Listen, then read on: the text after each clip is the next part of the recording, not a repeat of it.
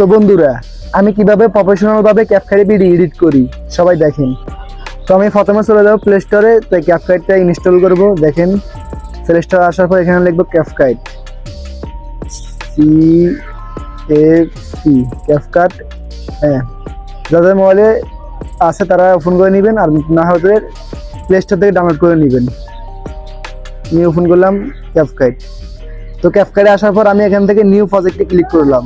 তারপরে যে ভিডিওটা এডিট করবেন ওটা এখান থেকে সিলেক্ট করে নেবেন। আমি এটা সিলেক্ট করে নিলাম, যেটা এডিট করবো। এটা একটু সময় নিচ্ছে। হ্যাঁ, আমি এখান থেকে ভিডিওটা সিলেক্ট করে নিলাম। এখন এই ভিডিওটা এডিট করব। এডিট করার জন্য প্রথমে আমাকে এখান থেকে একটু টেনে এখানে ক্লিক করতে হবে, এডিটে। এখান থেকে একটু এডিট করে নিব। একটু এটা হালকা একটু বাড়িয়ে দেব, একটু কমিয়ে দেব। ভিডিওটা আমি এডিট করতেছি। ভিডিওটা এডিট করে নিলাম। এখান থেকে এখন পিছনে ব্যাকগ্রাউন্ডটা ব্লার করব। সেটার জন্য কি করতে হবে, আমাকে এখান থেকে একটু এদিকে যেতে হবে। ফিল্টারে ক্লিক করব, ফিল্টারস। এখান থেকে এই ফিল্টার সিলেক্ট করলাম, একটু বাড়িয়ে দেব। তারপরে হ্যাঁ, হয়ে গেল ইফেক্ট। ভিডিওটা পিছনে ব্লার করব। তো এখান থেকে ইফেক্টারে ক্লিক করব, তারপর ভিডিও ইফেক্টারে ক্লিক করব। এখান থেকে ব্লার ইফেক্টটা ক্লিক করব। তো ভিডিওটা ব্লার হয়ে গেল।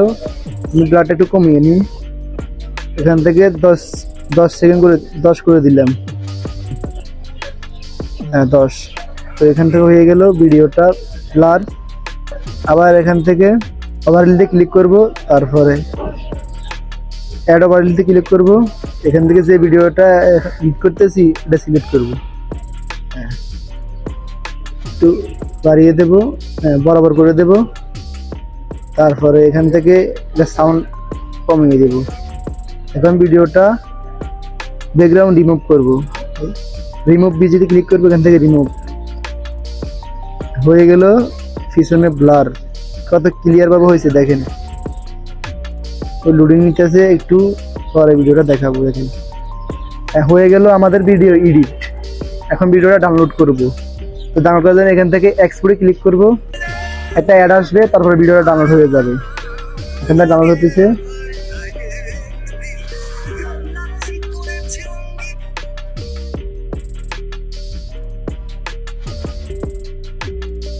তো ভিডিওটা ডাউনলোড হয়ে গেল। তো এখন গ্যালারি থেকে আপনাদেরকে ভিডিওটা দেখাবো। দেখেন কত সুন্দর এডিট হয়েছে, কি সুন্দর ক্লিয়ার হয়েছে। দেখেন ভিডিওটা অনেক সুন্দর হয়েছে। তো এই ছিল আজকের ভিডিও। তো সবাই ভালো থাকবেন, সুস্থ থাকবেন। আল্লাহ হাফেজ। আর অবশ্যই চ্যানেলটাকে সাবস্ক্রাইব করে দিবেন।